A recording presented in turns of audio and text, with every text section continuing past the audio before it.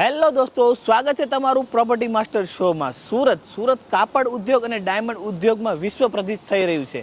એવી જ રીતે રિયલ એસ્ટેટ ક્ષેત્રે પણ એ વિશ્વ પ્રસિદ્ધ થવા જઈ રહ્યું છે. એટલા માટે જ આપણે આવી ગયા છીએ આજે એન્થમ કોર્પોરેશનમાં, જે 2013થી વર્ક કરી રહ્યું છે અને ખૂબ જ શોર્ટ ટાઈમમાં ગુજરાતનું સારામાં સારું લીડિંગ રિયલ એસ્ટેટ બ્રાન્ડ બની ગયું છું. એનો શ્રેય જાય છે શ્રેયસભાઈ સવાણી અને નિકુંજભાઈ ગજેરાને. તો આપણે છે ને આજે શ્રેયસભાઈ સવાણી અને નિકુંજભાઈ સવાણી સાથે વાત કરશું કે આટલા શોર્ટ ટાઈમમાં તમે કઈ રીતે તમારી સફળતાનું રાજ શું છે, એની લાઈફસ્ટાઈલ કઈ રીતની છે અને કઈ રીતે એણે સફળતા મેળવી છે. તો એ બધું આપણે જાણીશું આજના વિડીયોમાં. જો તમે પણ એક યુવાન છો તો આ વિડીયો તમારા માટે બેસ્ટ રહેશે, કેમ કે તમને પણ આમાંથી જાણવા મળશે. તો તમે પણ એક એન્ટરપ્રેન્યોર છો તો પણ તમને જાણવા મળશે કે આજે કઈ રીતે ધંધો કરવો જોઈએ અને કઈ રીતે ધીરે ધીરે કઈ રીતે સક્સેસ મળે છે. તો આપણે ચાલો જઈએ ને જોઈએ કે સર આપણને શું શું સલાહ સૂચન આપે છે. શ્રેયસ સર, તમારી ધંધાની શરૂઆત તમે ક્યારથી કરી? તમારું નામ છે એન્થમ કોર્પોરેશન, એ તમને ક્યાંથી સજેશન આવ્યું આપણે આવું નામ રાખીએ?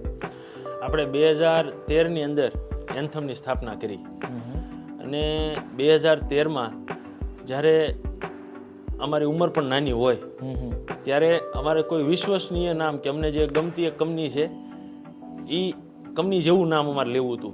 આપણે ઇન્ડિયાની મોટી કંપની છે તો એના લાગતું ઓળખતું નામ લેવું હોય તો એન્થમ એક એવો વર્ડ છે કે જે પ્રતિજ્ઞા સાથેનું ગીત છે. એમ ગીતને સોંગ કહેવાય. એન્થમ એટલે પ્રતિજ્ઞા સાથેનું ગીત.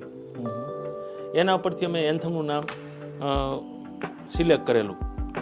ને જેમ કે 2013માં તમે ધંધો શરૂઆત કર્યો, જેમ કે 16 છે, પછી જીએસટી આવ્યું, નોટબંધી આવ્યું, તો એનો તમને કઈ રીતના લૂફોલ લાગ્યા?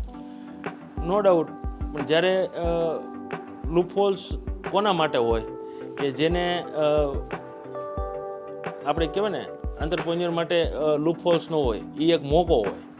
અમે જેટલા તમે જે કહો છો કે એ એક પરિવર્તન હતું પણ પુનરાવર્તનના સ્વરૂપમાં હતું અને એનો અમને બધા જ ઓલામાં અમને ફાયદો મળ્યો.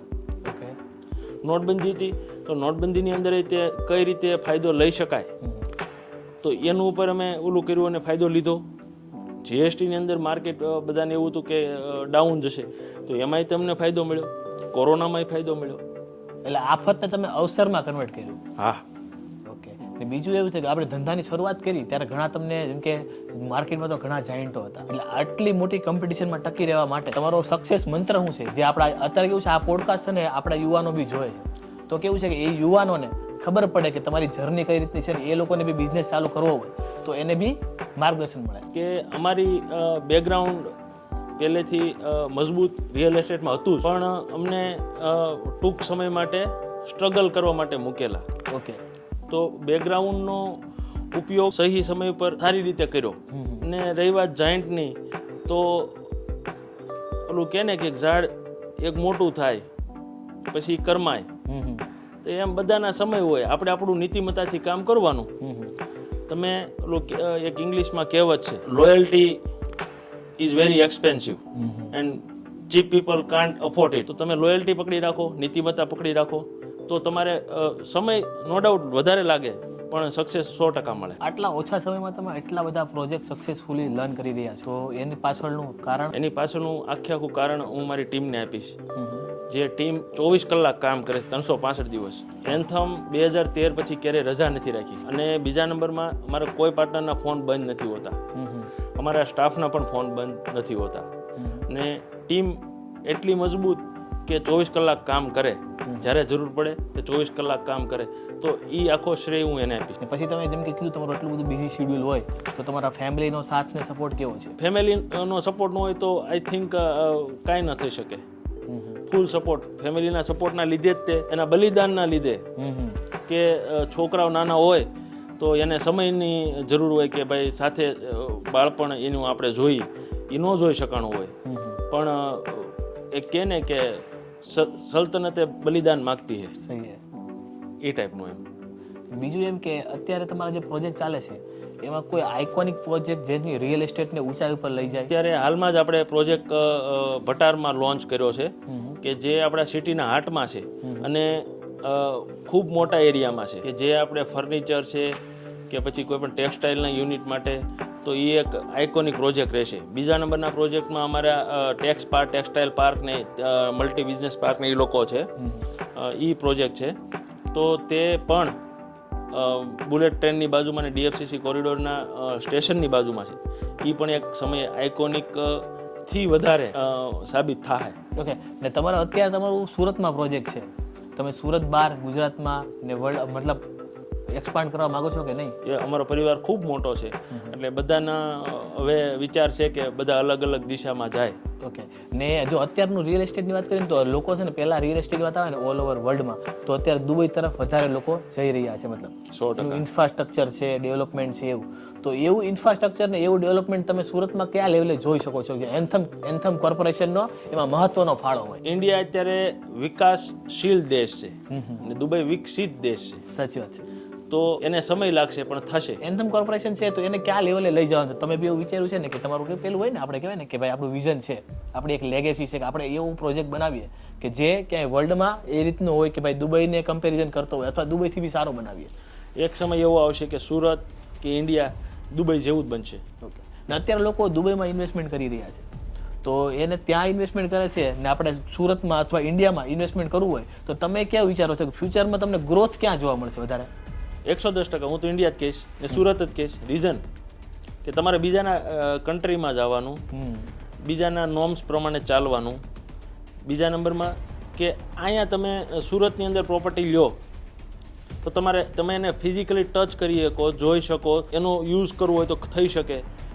આ તો એક માર્કેટિંગ સ્ટ્રેટેજીના આધારિત તમે દુબઈ જાઓ છો. સાચું.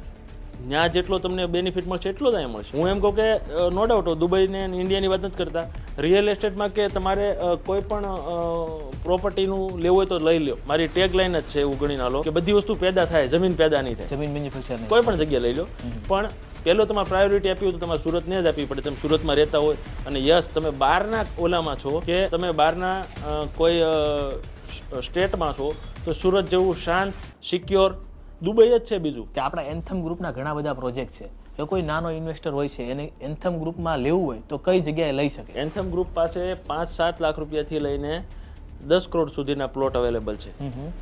તો કોઈ પણ માણસ લઈ શકે.